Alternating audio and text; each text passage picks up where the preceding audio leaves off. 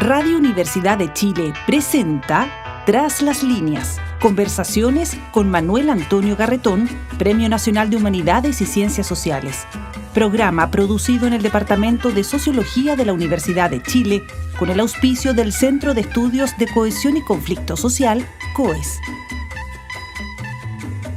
Muy buenas tardes, bienvenidas y bienvenidos a Tras las líneas, el programa que presenta el Departamento de Sociología y el Centro de Cohesión y Conflicto Social, COES, para analizar los problemas de nuestra sociedad, de nuestras vidas, desde las perspectivas de las ciencias sociales. Y hoy vamos a tocar un tema que se ha ido haciendo cada vez más relevante, no solo en el debate, sino en las consecuencias que esa problemática trae para la sociedad, en la dictaminación de nuevas políticas públicas, en tratar de, incluso, de revisar los programas de las distintas alternativas que se presentan, incluyendo la temática a la que me refiero, que es la temática de la salud mental. Hasta hace algún tiempo, la salud mental estaba relegada a un par de cuestiones bastante graves, que eran las enfermedades psiquiátricas graves, pero no se hablaba de la salud mental como uno habla de la salud de la población, en que se toman una cantidad de indicadores, en que están afectados además por condiciones sociales. La salud tiene que ver con los problemas, con las condiciones materiales de vida. Eso nunca se ha negado. Sin embargo, la salud mental no aparecía expresada en estos términos. Es decir, como un problema que además tiene también impacto en los otros componentes de la salud, las enfermedades, por decirlo así, y habla alguien que no es un especialista en los temas, todas ellas están relacionadas de alguna manera con los temas de salud mental. Y esto se hizo especialmente importante a partir de la pandemia. Ya venía planteándose el tema de antes, pero con el COVID-19 esto adquirió ribetes de drama. Es decir, los indicadores aumentaron enormemente, afectaba diferencialmente a las generaciones, era especialmente importante, por supuesto, como siempre, en los jóvenes, pero también en los mayores de edad, y también era diferencial según el estrato social o socioeconómico al que uno perteneciera. Esto ha llevado entonces a plantearse como un problema nacional que se tiene que enfrentar como país a través de las comunidades, la gente, los especialistas y el Estado. Es decir, es un problema de la sociedad a enfrentar que se agrega a los múltiples otros que tenemos y que guarda también relación con el modo como enfrentamos esos otros problemas. Estos temas acaban de ser expuestos en un libro, en una publicación, en un libro, a mi juicio, de enorme importancia, elaborado por el Instituto Milenio para la Investigación en Depresión y Personalidad, MIDAP, que es uno de los tantos institutos milenios que se han ido creando en el último tiempo. Y publica un libro que se llama Salud Mental y Sociedad en Tiempos de Crisis, y que tiene la ventaja que es un conjunto de columnas que se han ido publicando. Además de haber hecho las publicaciones científicas, fueron publicando, y se recopila en este libro, un conjunto de columnas que son más que columnas de opinión, son columnas de síntesis de estudios que se han hecho, pero en un lenguaje en que todos pueden leer. y se tocan prácticamente todos los temas referidos a salud mental. Este libro fue presentado hace poco tiempo, y en la presentación, una de las personas principales en ella fue nuestra invitada de hoy, que es una especialista en estos temas de salud mental y que se llama Olga Toro, que es una psicóloga, es doctora en salud pública por la Universidad de Chile y es jefa del programa de salud mental en la Escuela de Salud Pública. Es la primera mujer en ser jefa de salud mental en esta escuela, y ha sido nombrada como la primera directora del Centro Colaborador de la OPS y la OMS para el desarrollo de servicios, capacitación e investigación de salud mental. Tiene múltiples publicaciones en revistas científicas y también en revistas que son más para la divulgación sobre estos temas, y su especialidad se ha enfocado en las políticas públicas respecto a salud. Pero en su presentación cuando presentaba el libro, mostraba un conocimiento prácticamente de todas las áreas al respecto.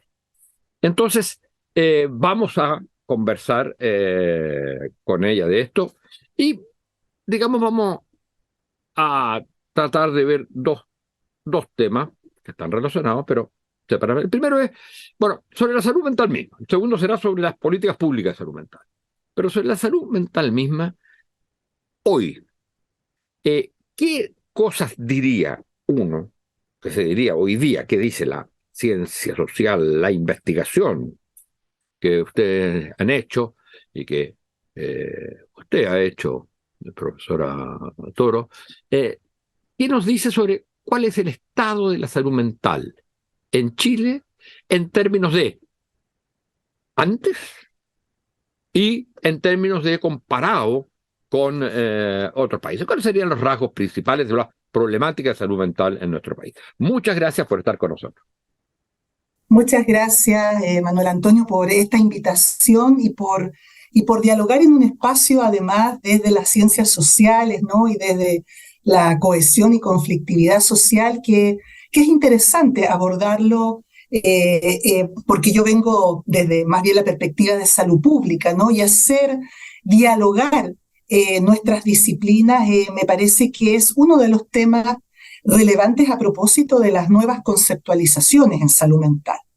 El concepto de salud mental ha ido evolucionando en la historia, en nuestra historia, digamos, de social, y yo diría que post Segunda Guerra Mundial vinieron los primeros e iniciales transformaciones del concepto, muy influido por los movimientos a favor de los derechos humanos de las personas, que era un escenario, ¿no?, posguerra, pero que fue muy importante respecto de las personas con trastornos mentales que estaban recluidas en grandes centros asilares. Ahí comenzó una transformación de la historia hasta el día de hoy, en que conceptualizamos la salud mental como un fenómeno de la salud altamente determinada socialmente, ¿no?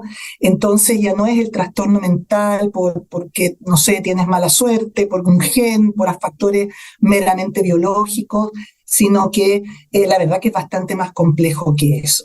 Y esa nueva conceptualización nos permite entender mejor por qué, a propósito de la pregunta, ¿no?, cómo estamos en salud mental en Chile comparado con el resto del mundo, es que aquellos trastornos mentales como la depresión o los trastornos ansiosos tenemos prevalencias bastante altas en Latinoamérica, pero en Chile particularmente bastante altas comparadas con otras regiones, ¿no? A diferencia de trastornos mentales en la esfera, por ejemplo, de la psicosis, la esquizofrenia, que tenemos prevalencias bastante similares, ¿ah? Entonces, cuando empezamos a ver que ciertos problemas de salud mental que tienen mucha mayor reactividad al entorno material y social, nos empezamos a cuestionar entonces cómo es ese entorno y ese contexto en el que estamos viviendo quienes habitamos en Chile. Eso quiere decir, eso es bien interesante, porque quiere decir que la estructura social, cultural, social y económica, tiene un impacto en la salud mental, no sé si se puede decir así, pero mayor que lo que tiene en las esferas del trastorno mental clásico, digamos. Absolutamente, porque cada vez que hablamos de salud mental, tendemos a terminar hablando de enfermedades mentales, ¿no? Y hoy día, como conceptualizamos la salud mental, y aquí me gusta a mí mucho la síntesis que hace la Federación Mundial de la Salud Mental, que señala que es la forma, la calidad en la que nos relacionamos con nosotros mismos, con los otros y cómo respondemos a las demandas de la vida. ¿Mm? Entonces, es muy potente esa definición porque nos permite entonces situarnos en el concepto de malestar subjetivo, bienestar y malestar subjetivo, no como un trastorno mental, ¿no? Y tú recordarás, y es la gracia del libro al que has aludido, ¿no? Que acaba de publicar MIDAP y que ellos generosamente me han invitado no solo a presentar, sino además a realizar su prólogo, en que lo que Así se es, manda se me es olvidó decir eso. ¿no? Cómo los autores, estos investigadores, en el transcurso del estallido social, de la pandemia y del proceso de discusión constituyente, van haciendo un hilo conductor en que observan, ¿cierto?, que este malestar subjetivo está en un plano de la discusión social que debemos evitar medicalizar, ¿no? Entonces, cuando las poblaciones están enfrentadas a tensiones materiales, sociales, competitivas, en una sociedad que ha promovido el individualismo, ¿no? Es un escenario propicio para que las personas se sientan deprimidas, con trastorno del sueño, irritables, con mucha angustia. Y la pregunta es, ¿vamos a llamar eso trastorno mental? ¿Vamos a ponerle un tilde psiquiátrico cuando estamos viendo que estamos hablando de las respuestas emocionales, cognitivas y conductuales que buscan intentar superar esas dificultades, adaptarse a una vida de tensión permanente? Entonces, es una discusión relevante para el mundo de la psicología, ¿ah? Porque entonces estamos hablando de que la salud mental sale de los entornos de los box de atención. Es otro plano donde tenemos que generar la discusión actual respecto de nuestras prevalencias en Chile. Nos Ahora, debiera ¿cuáles llamar la serían, atención. ¿cuáles serían las, no me atrevo a usar la palabra enfermedad, pero cuáles serían las, las expresiones de digamos, problemáticas de la salud mental? ¿Neurosis? ¿Depresión? ¿Cuáles son las expresiones?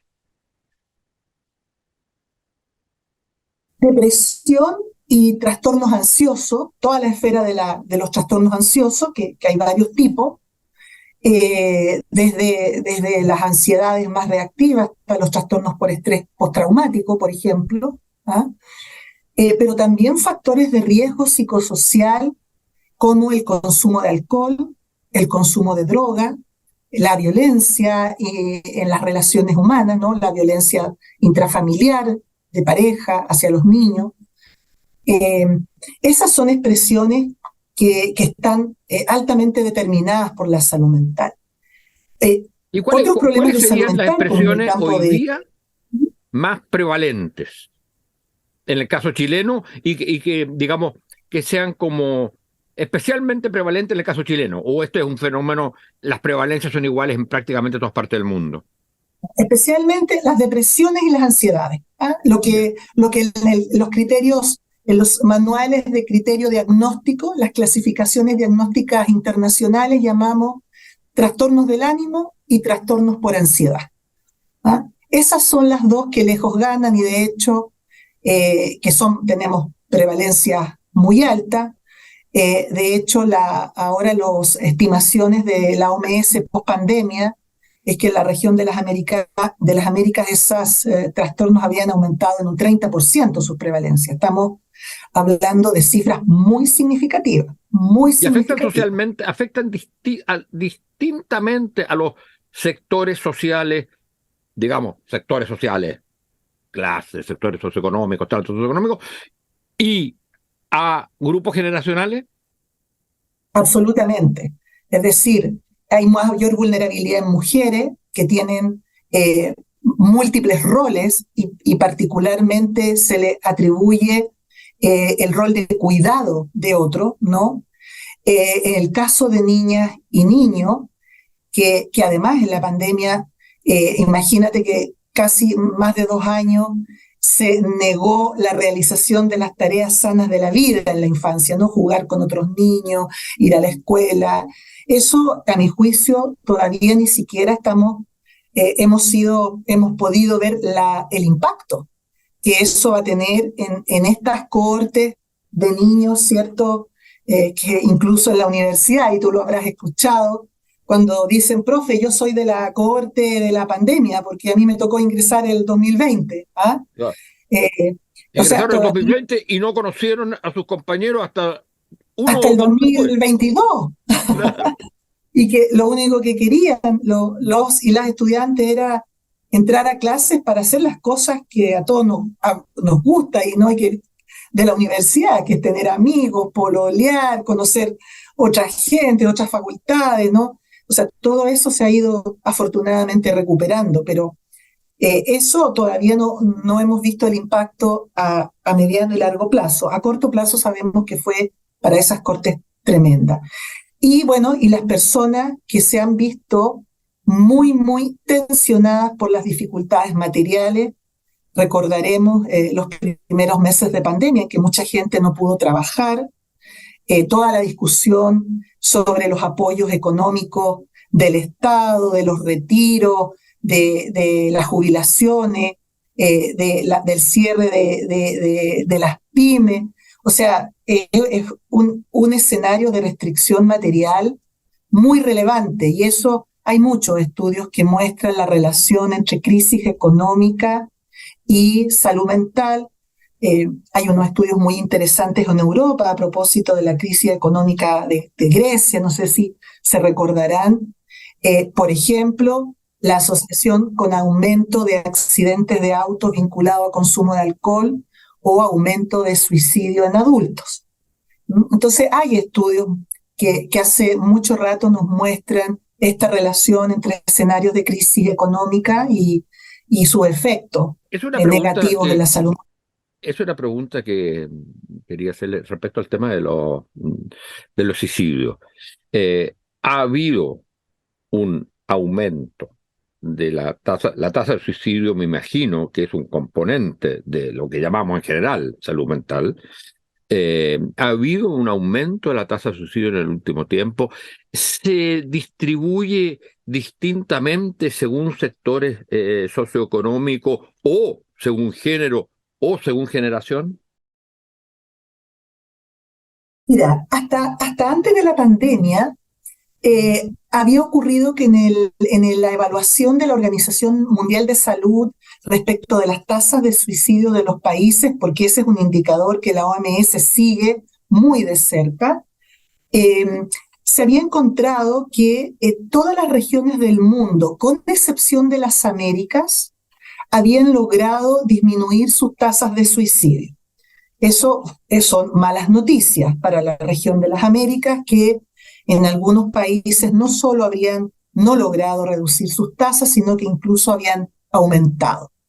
Nosotros estábamos más bien después de un periodo de haber estado en aumento de las tasas de suicidio, habíamos alcanzado una cierta meseta, pero con un aumento en prevalencias de suicidio en población adulta mayor. ¿no?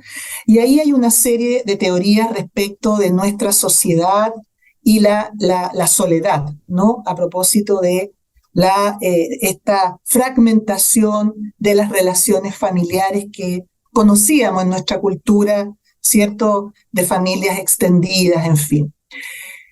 Durante la pandemia se produjo un control y hasta una baja de las tasas de suicidio, y lo que pensamos y piensan los investigadores especializados que está muy vinculado a que los confinamientos, que fueron confinamientos bien extremos, ¿cierto?, hicieron que hubiera mucho más control porque estábamos todos juntos, metidos, ¿cierto?, en las casas, en fin.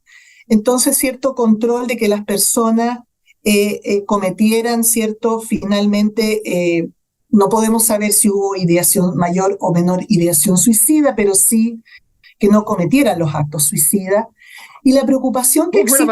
¿Cómo fue la palabra que usaste? Ideación suicida, o sea, ya. es el pensar, ¿no? El desear morir, que en general las prevalencias de ideación suicida tienden a ser mayores a los suicidios consumados. Entonces, claro, hubo un cierto control de los intentos de suicidio o suicidios consumados, pero actualmente hay una preocupación, una vez que pospandémica, ¿no? Respecto de controlar el aumento de las tasas de suicidio en la población adulta mayor, pero también en la población adolescente. Y aquí la preocupación respecto de la población adolescente no es solo sobre el aumento de tasas de suicidio, que pudiera estar mostrándose ciertos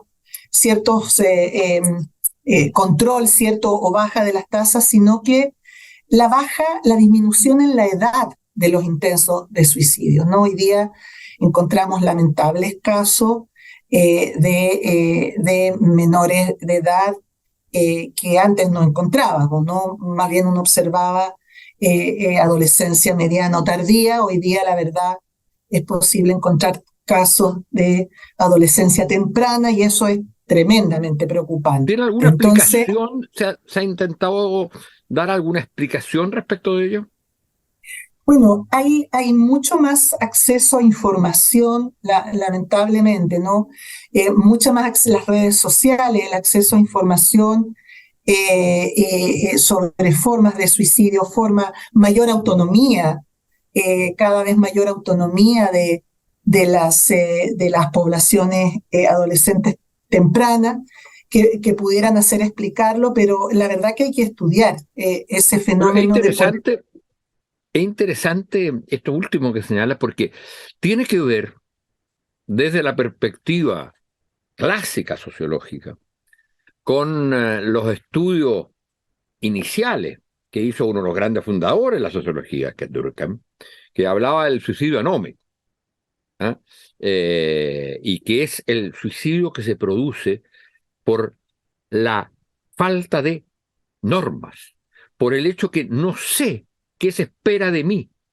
Y en ese sentido, pues todo se ha discutido mucho, pero señalaba que había más suicidios entre divorciados que entre casados. Me parece que en las religiones, aquellas que daban más soporte, tenían menos tasa de suicidio en los momentos de crisis económica. Y bueno, entonces uno dice, probablemente en el caso de menores de edad, tiene que ver con eso, tiene que ver con el desamparo, que no es desamparo porque los padres lo abandonan, sino porque la estructura social, la estructura de normas es mucho menos clara. Incluso el concepto que se usaba mucho en sociología, que era el concepto de socialización, ya prácticamente desaparecido, porque uno no se socializa en la familia, está sometido a tal cantidad de otros impactos, digamos, que lo que puede hacer la familia como contención, palabra claramente muy a la moda en ese sentido, es poco. Bueno, los postulados de Durkheim, digamos, están absolutamente vigentes hoy día, ¿ah? Y tú tienes mucha razón. Eh, de hecho, este contexto de sociedades individuales, ¿no? En que se aprecian también fenómenos sociales, por ejemplo, en la población joven, que es tremendamente relevante, la violencia estética, ¿no? Hay una presión por una cierta estética corporal, por una cierta forma de ser. Hay algunos autores que incluso hablan de justicia estética, ¿ah? Como este fenómeno de discriminación de los diferentes espacios sociales, incluidos los espacios de los amigos, de las escuelas, del trabajo, por marginar a causa de que tú te alejas de ciertos estereotipos estéticos. Eso es tremendamente relevante para las poblaciones adolescentes que, de acuerdo a las teorías, ¿cierto?, de desarrollo de identidad, están justo en un periodo de búsqueda y construcción de la identidad adulta, ¿no? Entonces, cuando tú eso lo tienes en escenarios de mucha soledad, de competitividad, de espacios poco solidarios, que están muy asociados a las críticas respecto a las sociedades neoliberales, ¿ah? Y como bien tú dices, de normas poco claras, pero esas normas no solo poco claras, sino que además competitivas, poco afectivas, cuestionadoras, ¿ah? En un ideal de felicidad que es finalmente muy competitivo, de mucha soledad, ¿ah? Y eso no son escenarios para un desarrollo de la salud mental sana, ¿ah? Son precisamente escenarios adversos, ¿ah? Y claramente la población joven eso lo resiente. Profesora, vamos al tema de la política de salud mental, de las políticas públicas. En los trabajos que usted ha desarrollado, hay una cierta... Bueno, primero hay una constatación de que este es un tema que se está transformando en política pública y que eso ya prácticamente no hay discusión, que es un tema central que hay que abordarlo desde el Estado, desde las políticas públicas. Pero usted señalaba que estas políticas públicas hasta el momento han sido muy segmentadas o parcializadas, demasiado medicalizadas, por decirlo así, ¿eh? O hospitalizadas, pero medicalizadas, sobre todo tratamiento a través de medicamentos, y con poco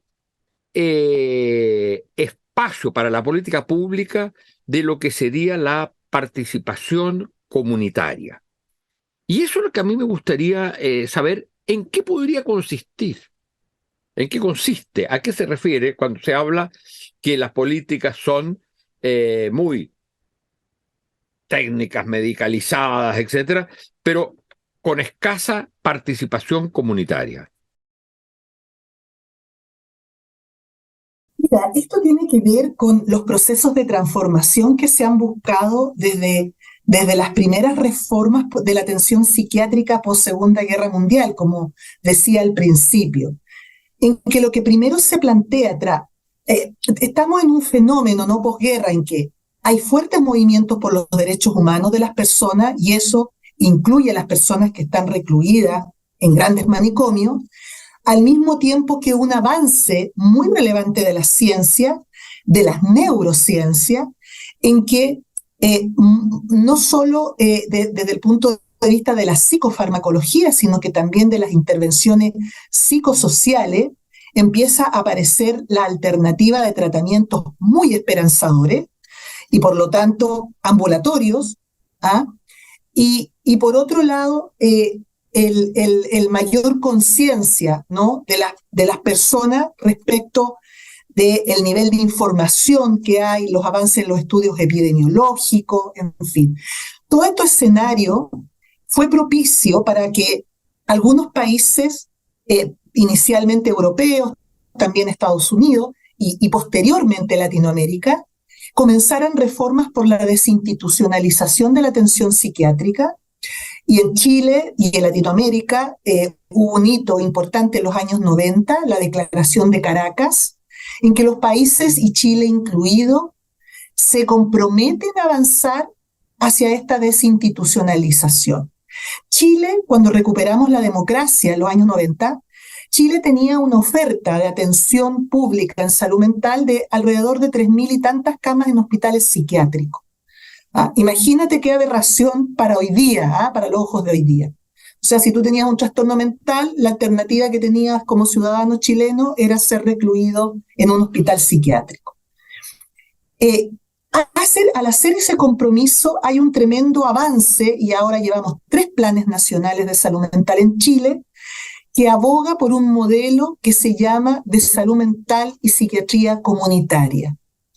Y esto significa incorporar la atención de salud mental en la red de salud general. Es decir, debe haber salud mental en la atención primaria, debe haber centros de salud mental comunitarios que atienden la especialidad ambulatoria, debe haber hospitalización psiquiátrica, pero en hospitales generales, ¿no? Incluido dentro de la lógica de las especialidades médicas. Yo hace muchos años fui encargada de salud mental del área metropolitana oriente, de la región metropolitana, y fuimos a hacer un estudio de la población bajo control que teníamos en ese momento en el Hospital Salvador, de población bajo control muchos años, y nos encontramos que las mujeres, por ejemplo, que llevaban muchos años bajo control, mujeres sobre los 50 años, nunca habían tenido acceso a hacerse un examen preventivo del cáncer cervicuterino. Entonces, tenemos estudios que señalan que las personas con trastornos mentales graves llegan a morir 20 años antes que la población general, producto de que ha sido marginado de los sistemas de atención en salud, ¿no? Producto de esta idea de que la salud mental no es salud. Hoy día eso cambió, no hay salud sin salud mental, y entonces el modelo comunitario empieza a avanzar cada vez más, y es importante la opinión de los propios usuarios, las familias y las comunidades en cómo desarrollamos servicios, ¿no? Y esto ha obligado y ha tensionado que las políticas de salud mental deben ser intersectoriales. Entonces, las políticas de educación deben tener un componente de cuidado de la salud mental, las políticas de desarrollo social tienen que tener un componente de cuidado. Las políticas de vivienda. Las políticas de vivienda, las políticas económicas. O sea, las urbanas, por ejemplo, todas las políticas que tienen que ver con la organización de la ciudad es todo fundamental. Y eso está muy en boga. Hoy día, por ejemplo, los estudios sobre cambio climático y salud mental, que obliga a migraciones forzadas, claro. Todo el tema de las migraciones y la interculturalidad. Entonces, si tú te fijas, se complejiza la comprensión de la salud mental en este nuevo concepto, y esto es muy contracultural, Manuel Antonio, porque tenemos sistemas de salud con una historia de medicalización, y cuando hablamos de medicalización es como todo se va a resolver a través de las terapias químicas, porque eso estamos diciendo en el fondo, cuando decimos, bueno, todo esto se resuelve con fármaco, con psicofármaco. Claro. Entonces, bueno, la broma que yo digo a veces a mis estudiantes, bueno, entonces pongámosle fluoxetina o quetiapina al agua. Y esto no es así.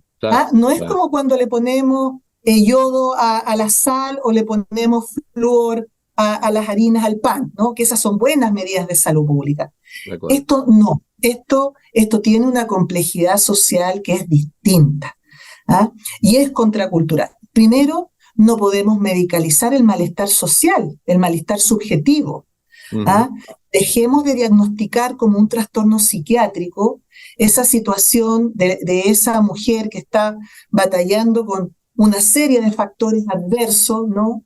Y que por lo tanto su reacción biológica, emocional y conductual es no dormir bien, entristecerse, sentirse sola, y demos las ayudas psicosociales que se requieren, pero no lleguemos y plantemos un medicamento. Es como planchar la conciencia, ¿no? Así es. Ese camino no es el adecuado y por eso es contracultural para el propio sistema de salud. ¿Ah? Ahora, sí, no, lo que pasa es que tenemos que terminar porque nos pilló la hora, y yo creo que esta era una manera de terminar muy, muy importante, que es porque a mí no me quedaba claro el, el concepto, entendía la crítica, pero la idea de, cuando se hablaba de comunitario, no se está hablando solo de las comunidades, se ha hablado de la comunidad, de la sociedad como comunidad, ¿eh? Que enfrenta a través de sus instituciones, eh, pero que requieren un nivel de especialización esas instituciones, pero que no pueden ser instituciones estrictamente especializadas, sea en lo técnico, por ejemplo, en el medicamento o en la hospitalización, sino que suponen ir cambiando condiciones sociales. Y ese es un punto que yo creo que es fundamental. Las condiciones sociales son centrales para un mejoramiento, para un nivel de salud mental que pudiéramos llamar en algún momento deseable. Bueno, muchas gracias, Olga, por haber estado con nosotros. Muy, muy ilustrativo para todos y todas lo que tú nos has planteado, y espero que volvamos a encontrarnos para seguir profundizando en estos temas. Muchas gracias a ustedes también, señoras y señores auditoras y auditores, por haber estado con nosotros. Y será hasta la próxima semana. Radio Universidad de Chile presentó Tras las líneas, conversaciones con Manuel Antonio Garretón, Premio Nacional de Humanidades y Ciencias Sociales. Programa producido en el Departamento de Sociología de la Universidad de Chile con el auspicio del Centro de Estudios de Cohesión y Conflicto Social, COES.